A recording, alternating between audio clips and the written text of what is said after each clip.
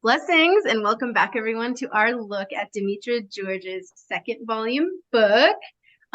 Just to remind you all, we have a Patreon group for this book, and so there's a lot of exercises in the coming parts of this book that we're doing together in our Patreon. So feel free to hit us up because this is the more, interactive part of the book. So we're over there interacting a little bit deeper with the book. And today I'm joined again, thankfully and gratefully, by Matt Nolan from the Astrologer's Encyclopedia and David Fisher from In the First Place Astrology. All right, guys, should we dive right in? We're at part 8 of the second book. So this is having to do with delineating the planets with inside of the houses. So we just looked at the houses. We did that whole series. You can look back 1 through 12. And now we're on to placing the planets in the houses. And just to kick us off, I was thinking we could read, there's a Firmicus Maternus quote to start out this, part. And I was going to read it, but Matt, would you like to read that for us just to kind of kick off the vibe? Sure. Yeah. So the title of this chapter is Placing the Planets in the Houses. So we've gone through, as Elsa said, all of the 12 houses, and now we're going to start putting planets there and doing more concrete delineations. So Firmicus says, if all these things have been collected in a diligent manner, and if you have associated the mixture of the benefic and malefic stars, the strength of the houses, and the powers of the signs and degrees, with a balanced comparison of their connection, you can then delineate with a ready explanation of definition the whole person from their first day to their last day, and all of their life and hope, their brothers too, and their parents and children, illness, marriage partner, death, religion, actions, honors, travels, homes, foundations, the substance of their friends and enemies, accusations, and dangers. So that's a big one, right? That's biting off a lot. It's saying, I guess he's saying, like, once you get all of these factors in place, you should be able to delineate the life. And that's what Demetra is walking us through. So I'm going to go for the kind of structure. I'm going to go through my highlights and I guess the way the chapters are organized. And then we're just going to comment briefly on that. And then please follow along with the worksheets if you're doing those along with us through these videos. So she goes on to say that the Earth makes a complete rotation every day, and she talks about where the ascendant falls every 2 hours and how the planets that day are going to be the same for everyone, but the houses that they fall in are really going to change the nature and the characteristic of the person that day because of the ascendant changing every 2 hours and the length of the day. So, and then she goes on to say that the planet, now this goes into the delineation. So this is some of the meat here. The planet must use the topics of the house it occupies in order to bring about the matters that it represents. So I think that's a big, mark to say what this chapter is really asking us to do. The moment of birth, the planet lands in this particular house and it has an agenda to fulfill. It's in the best interest of the native, for better or worse. The planet and the topics of the house must then use in this order to bring about the archetypal agenda. It may have access to positive topics or it may have problematic topics. Regardless, these are the topics that it has at its disposal, and they are not negotiable. So they're attached to the house. They're going to be delineated through the house, and it's not negotiable. So the planet has its own nature, but it's forced to use its resources and topics of the house, and this is not negotiable. Obviously, it's interesting that echoes the idea that the family that you're born into, the name that you receive when you were born, the gender that is assigned to you, there are many things around you that some of them are negotiable. Gender is negotiable, but it's something that we are now only just learning, right? We didn't know that before this century very well. Yeah, it echoes, the houses echo these correlations. Yeah, and then she goes on to say that the relationship between the planet and the house is reciprocal. So the house wants to have its meaning and the planet wants to have its archetypal meaning. And so they're working together between the two. That is of the nature of what David is talking about as well. So it is a reciprocal negotiation. I have this, you have this is how we can bring it about. The planet's benefic or malefic nature, its condition, that impacts the topic and how it turns out for them. So we're just, again, highlighting how you're interpreting and why it works and how it's supposed to work, right? So the planet also is tied to the house that is occupied by the signs that it rules. So like Venus, say she's not in one of her own homes, you can look to those topics in Venus's home. So you can look also in Taurus, and you can look also in Libra. So this is how those delineations get filtered out through the life. And she's just kind of like setting that up for us in the first chapter, what we're looking for. So one lens is planet-centered, so the archetypal association of the planet and what it wants to bring about. And then the other lens is house-centered. And so that's how we're focusing our mind around delineation. So just as an example to think through that would be like, let's put Mars, random planet, in like the 10th house, random house. And so like also was saying, the house is going to have an effect on the planet and manifest itself through the planet, and the planet is going to manifest itself through the house. So we can say Mars wants to create strife, conflict, and conquest through the 10th house career. The person would be a soldier, or they would work for, just have lots of conflict in their workplace or something like that. And then the 10th house career would want to manifest itself through Mars, and you can get kind of to the same place, like a high achieving, ambitious career type, that kind of thing, depending on the sign. Yeah, and then as we move through, so now we're on to chapter 78, the nature and the condition of the house. Now she starts to break down how we're going to make these delineations. So step one, you look at the condition of the house. So, the steps. So angularity, that's the first step.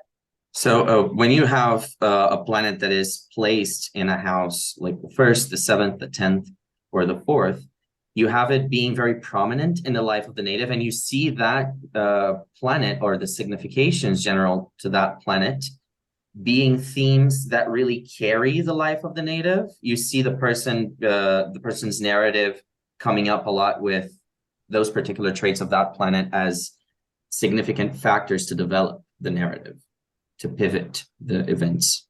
And so like with angularity, we could think of a planet being strong or prominent or active, right? So like David was saying, you have the 4 angular houses that make up something like the foundation of life, the 4 like posts that life stands on. And in those places, you'll be able to see that planet be very visible and active, and it will have a chance to have its significations be strong in those houses. But if you have a planet in like the 12th or the 6th, or even like the 3rd, the planet will be relatively weak, outside of the person's control, will have less staying power, will be slower to manifest, and just less central to the life. And more varied, perhaps. So less consistent. And in like short conclusion, angular is considered strong, a succedent is considered moderate, and cadent is considered weak. So you have those factors to consider just starting out. So then we have number 2, which is favorability. So that would be different than angularity, even though angularity would kind of be a factor in favorability, but it would also take into account things like aspect to the ascendant. So like the 5th house is usually seen as better than the 7th because it has this good aspect to the 1st. It's the joy of Venus, and it has, even though it's a succedent house, right? So planets in good houses, such as the 5th, will have an opportunity to provide children in the manner that they can bring that about, rather than a planet in the 12th providing disaster and enemies in the manner that it will bring that about. I'm sorry, in terms of favorability, actually, the order that goes for most favorable to least favorable doesn't go like all the angles and then the good succeedent houses. It actually goes the 2 main angles, 1st and 10th, and then the 11th and 5th, and then the 7th and 4th as most favorable because of activity, but also circumstantially, like the case of the 11th and 5th. Or like the case of the 9th, where it has a superior trine to the ascendant. That's really a pretty good house, even though it's inactive or less active or of moderate strength. Right. To the life of the native, it feels quite favorable, and it's going to have like a positive sort of nudge for the native. Right. And like you see that in its significations, where it's things like religion and like pilgrimages and foreign travel. where some of it is maybe not the best, like travel at the time, but it's a place where your life is sort of enriched and surrendered, right? So it's not this active in the world busy place, but it's benefits the native nonetheless by having the trine to the first. Yeah, and I think a good example of the ninth house, like in modern times, would be like academics, because it really supports you, but it's not necessarily something you're getting paid for. It's something you're hopefully going to create a job out of, or hopefully going to acquire knowledge, and it's fulfilling and enriching in your life, but it's not the end goal for a lot of people. Not to say that academics in general can't be an end goal for people that are ninth house people. They could be a professor or an ongoing student, but that's the kind of favorability that we see, where it's like we go to college so that one day we can have this, good job and a good resume or something like this. So it's still supportive, but less active.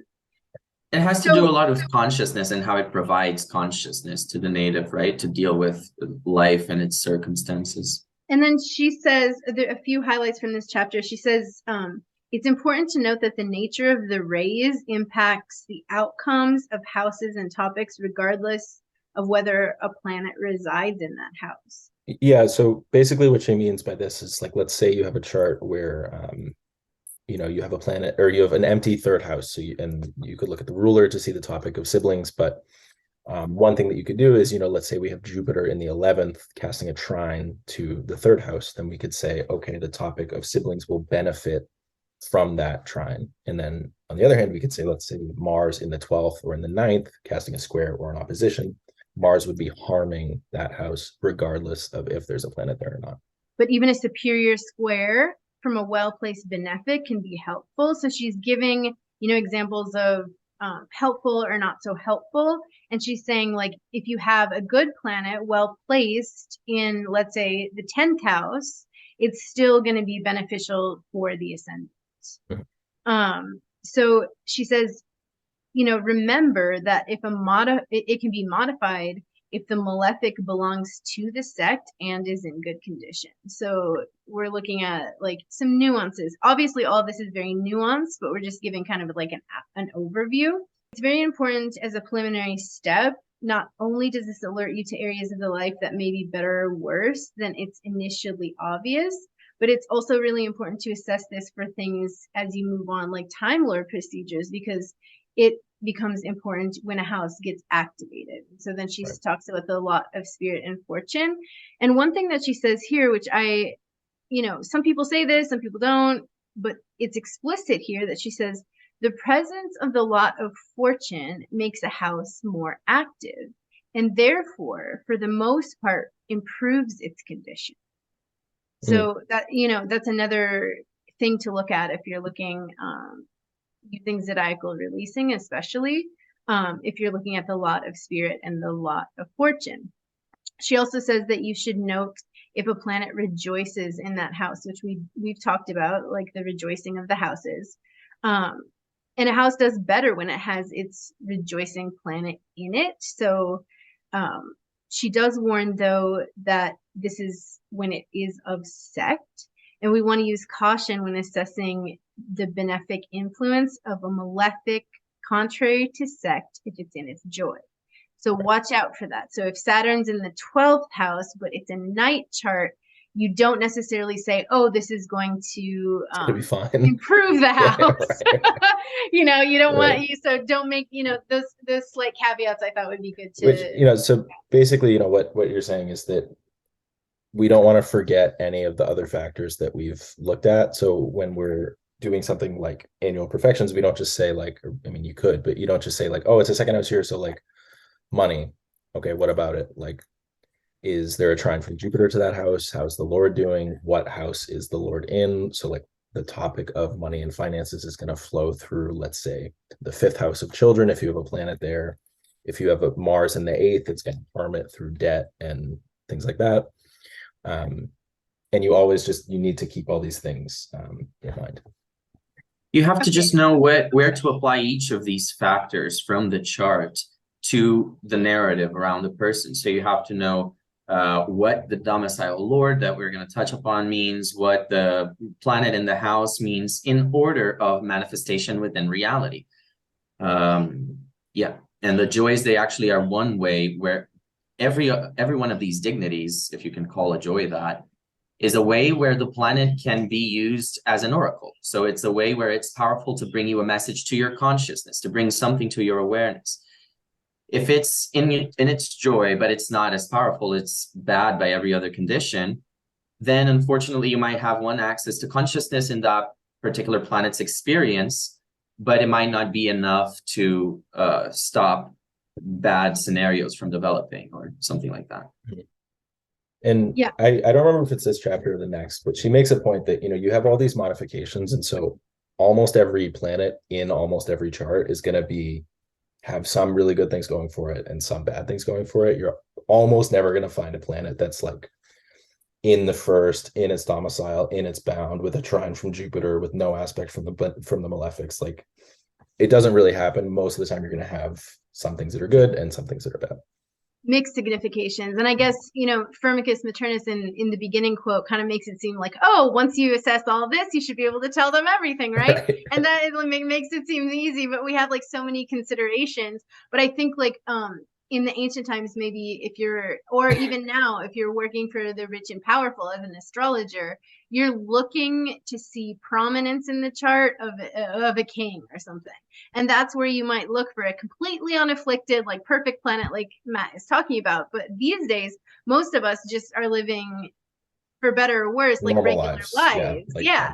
And so then we have mixed signification. So it does become harder. And I know like a lot of students of astrology, especially, some of our Patreons have reflected this to us, is like, that's where the rubber hits the road, is delineation. So you can go through all of these like classes and like kind of understand how it works, but that's when it becomes complicated for an astrologer, and for your own delineation principles, is that you have mixed delineations. And this is where timing techniques do become really important, because we can know which part of the delineation we're focusing on and when. So, that being said, delineating a planet in the house is chapter 79.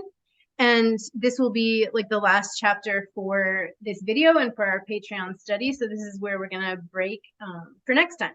So now this comes to the second step, which we've kind of covered a little bit in our examples so far. So the condition of the planet.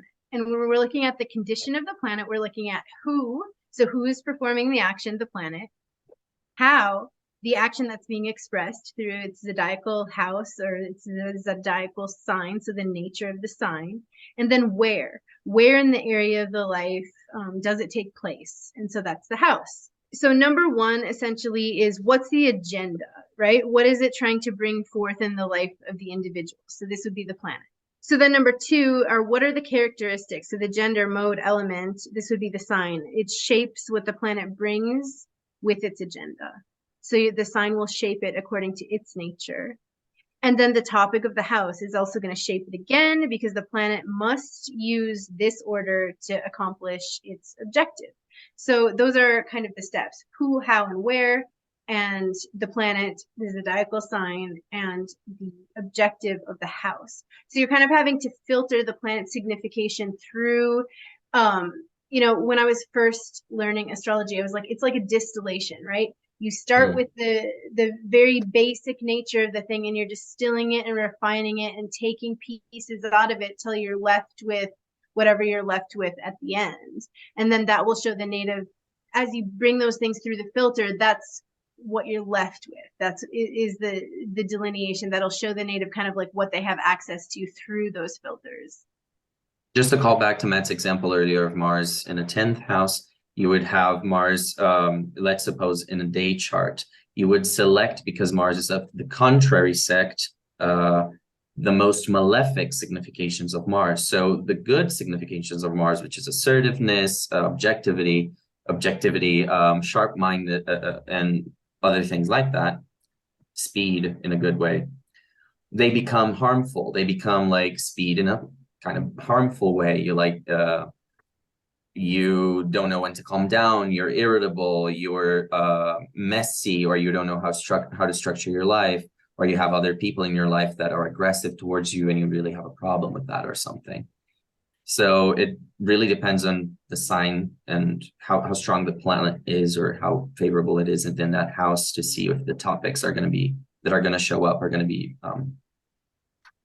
Yeah, so like Mars and Aries in the 10th, let's say, I'm giving extreme examples here because we're not talking about any of the other factors. Let's say Mars and Aries in the 10th. Mars in a night chart then would be like an executive who could cut through the BS, make executive decisions, come through and be like, you're hired, you're fired, like have great boundaries, like have no trouble with like, making executive decisions, let's say, as a generality. And then Mars in a day chart, people might be like, gosh, they're so aggressive, they're so bossy, they're constantly like losing their head about everything. So just as, a very broad.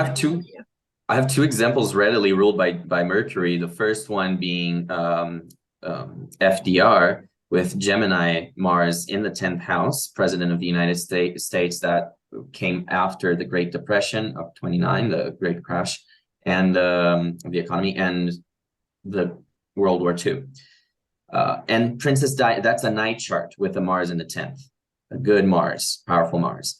And then Princess Diana, as a day chart Mars in Virgo in the 10th house, had all that bad reputation that I also was referring to. And regardless of what you judge of her character, her reputation around the time she was alive was very much of someone who couldn't, keep her mouth shut about her family stuff. And she was portrayed in the media as this hysterical woman, at least the media that was very favorable to the royal family at the time. So, and also with the problems with the press, she died in an accident, a very famous kind of scenario that impacted the politics in her country. And so, you could at the very least say that Mars in a day chart or Saturn in a night chart will likely harm the topics of that house. So in her case, she's being harmed by her reputation, by the spotlight being on her, and she's being sort of ripped down and attacked by, being like chased through the streets, right? It's very Martian. Being attacked. And like, that's the thing is it's like, it's how it's going to be perceived by people. So you'd be praised in one way for having like a sharp mind and a sharp tongue and like action oriented and getting things done. Whereas it might be perceived in another way as, like you're constantly attacking me, or like people aren't going to, perceive it in the same nature. And again, these are you have to take these examples with like the witnessing and the aspect and all of these things. So we have, back to the chapter, we have a planet's condition. So you're looking at a planet's own natural significations first, how it affects beneficial outcomes to its own significations. And then you want to look at a planet's capacity for bringing forth the topics of the house in which it's located. Yeah, so basically just continuing on what we were saying, it's like, the planet is going to be where it is, and it's going to have at its disposal the topics that it does. So again, let's say we have Mars in the 10th, and Mars rules the 5th house. Then we would have the topic of children coming through in a way, the 10th house. So we might have a career involving children, or like those two topics get kind of are in conflict in the native's life and they kind of pull on each other or something like that. Yep. And then this is just kind of in brief to close, because I'm just going to kind of key in like her major paragraph. So then she teaches us here explicitly and gives us examples of a planet's expression is shaped by its zodiacal characteristics. Then you go through that filter. So then the next kind of headline is a planet's activities are determined by its house location. Okay, so that's another kind of paragraph she writes about, and then tells you how to do it and gives examples. Then a planet's nature and condition determine the positive or negative expression in its range of signification. So then you have that filter to go by.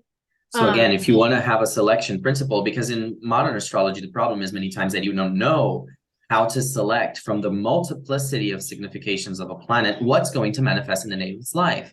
But with ancient astrology, you see, or Hellenistic, you see this principle of selection, of significations of each particular element in the chart that really facilitates delineation, or is made for it.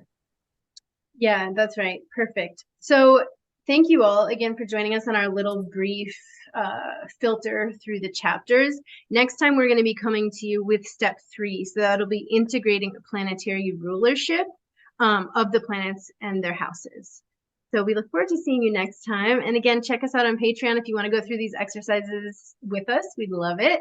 And thank you. Don't forget to like, share, subscribe, comment. Yes, thank you. Oh, and thank you for reminding me. We're a few subscribers away from 300. So thank you all so much for getting us there. Our next goal is 500, and we're going to do a little giveaway as well. So watch for that video.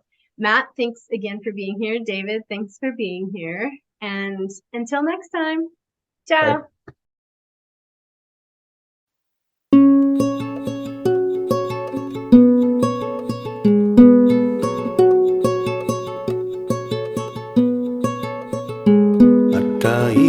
Matao ka bersama you demikian soba da soba kena